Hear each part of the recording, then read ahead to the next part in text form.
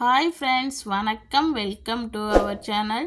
இன்ஸ்டண்ட்டாக செய்யக்கூடிய மொறுமொறுப்பான ரவா தோசை எப்படி செய்கிறதுன்னு நம்ம பார்க்க போகிறோம்.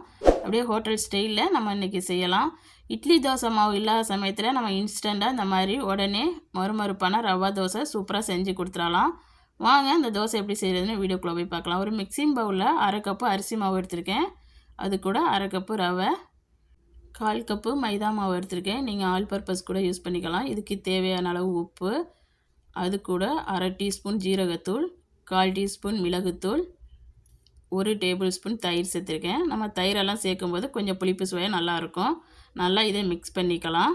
இப்போ இது கூட சேர்க்குறதுக்கு ஒரு மீடியம் சைஸு வெங்காயத்தை நல்லா சின்னதாக கட் பண்ணியிருக்கேன். 1 டேபிள் ஸ்பூன் அளவு இஞ்சியையும் நல்லா கட் பண்ணி எடுத்திருக்கேன். 2 பச்சை மிளகாய், கொஞ்சமாக கருவேப்பிலை, 2 டேபிள் ஸ்பூன் அளவு கொத்தமல்லி தழை எடுத்திருக்கேன். இப்போ எல்லாத்தையும் இதோட சேர்த்து நல்லா மிக்ஸ் பண்ணிக்கலாம்.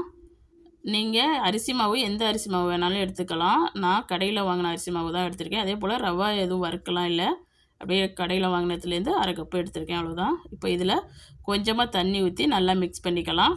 கட்டி இல்லாமல் நல்லா கரைச்சி எடுத்துக்குங்க. இந்த மாதிரி கொஞ்சம் கொஞ்சமாக தண்ணி ஊற்றி நல்லா கரைச்சி எடுத்துக்கலாம்.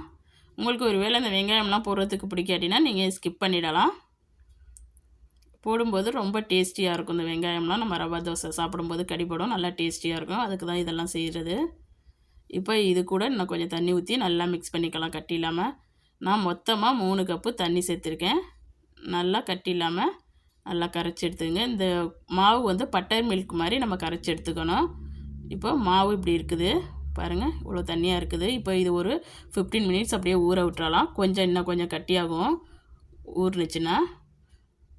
பாருங்கள், இப்போ 15 மினிட்ஸ் ஆகிடுச்சு. இப்போ ஓப்பன் பண்ணி பார்க்கலாம்.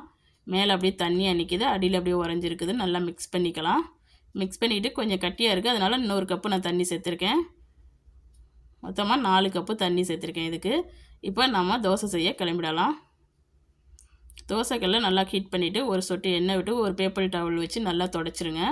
இப்போ ஒரு கரண்டியோ இல்லை ஒரு கிண்ணமோ எடுத்துக்கிட்டு இந்த மாதிரி கொஞ்சம் கொஞ்சமாக எடுத்து தெளித்து விடுங்க. நம்ம நார்மல் தோசை செய்கிறது மாதிரி கரண்டியை வச்சு ஒரே இடத்துல ஊற்றி ஸ்ப்ரெட் பண்ணக்கூடாது. இந்த மாதிரி தெளித்து விடணும். இந்த மாதிரி ஹோல் இருக்கும், அதனால் ஒன்றும் இல்லை. இப்போ இந்த ஸ்டேஜில் தான் நீங்கள் எண்ணெய் தெளிக்கணும். வெந்ததுக்கு பிறகு தான் எண்ணெய் ஊற்றணும். அதுக்கு முன்னாடியே நீங்கள் எண்ணெய் ஊற்றுனீங்கன்னா உங்களுக்கு தோசை வேகாது. அதே போல் அடுப்பை நல்லா மீடியம் ஃப்ளேமில் வச்சுக்கோங்க. இப்போ நல்லா வெந்துருச்சு. இப்போ இந்த ஸ்டேஜில் நம்ம திருப்பி இதை மடித்து எடுத்துக்கலாம். பாருங்கள் எவ்வளோ மெல்லிஸாக இருக்குதுன்னு. உங்களுக்கு சாஃப்டாக வேணால் இதுக்கு முன்னாடியே ஒரு 2 நிமிஷம் முன்னாடியே எடுத்துக்கோங்க. அவ்வளோதான், நம்ம மொறுமொறுப்பான ரவா தோசை சூப்பராக ரெடி ஆகிடுச்சு. இதே மாதிரி நம்மக்கிட்ட உள்ள மாவு எல்லாத்தையும் ஊற்றி எடுத்துக்க வேண்டியதான். நம்ம அடுத்த தோசை இதே மாதிரி கல்லை நல்லா ஹீட் பண்ணிவிட்டு இந்த மாதிரி ஊற்றிக்கிங்க. அடுப்பை நல்லா மீடியம் ஃப்ளேமில் வச்சுக்கோங்க. ஹை ஃப்ளேமில் வச்சிங்கன்னா கடிக்கிடும், லோ ஃப்ளேமில் வச்சிங்கன்னா வேகாது. நல்லா மீடியம் ஃப்ளேமில் வச்சுட்டு நல்லா வெந்த பிறகு தான் நம்ம எண்ணெய் தெளிக்கணும், இல்லாட்டினா தோசை வேகாது. பாருங்கள், இந்த ஸ்டேஜில் நம்ம எண்ணெய் தெளிச்சிட்டு நல்லா வெந்த பிறகு எடுக்க வேண்டியதான். பாருங்கள், கோல்டன் ப்ரௌன் கலர் வந்துச்சு. இப்போ நம்ம மடித்து எடுத்துக்கலாம். நம்ம மொறுமொறுப்பான இன்ஸ்டன்ட் ரவா தோசை சூப்பராக ரெடி ஆகிடுச்சு. இந்த வீடியோ பிடிச்சிருந்துச்சுன்னா இந்த வீடியோவுக்கு லைக் கொடுங்க. மறக்காமல் என் சேனலை சப்ஸ்கிரைப் பண்ணி வச்சுக்கோங்க. இந்த வீடியோ பார்த்த அனைவருக்கும் நன்றி.